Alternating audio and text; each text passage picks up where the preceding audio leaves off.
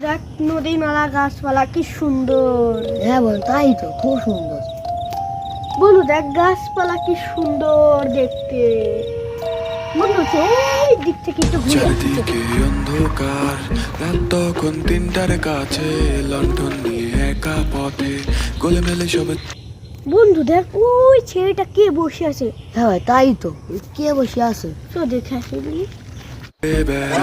বসে থাকে ওই তেঁতুল গাছে, বাছারে আড়ালে কে কোনো যুগের মিউজিক বাজে, ভলিউম আমার বন্ধু চ, হাফ লেগেছে, তো এখানে একটু বসে।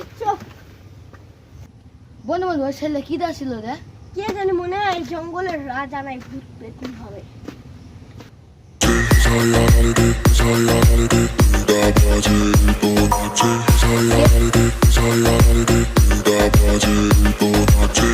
কে ভাই আপনি?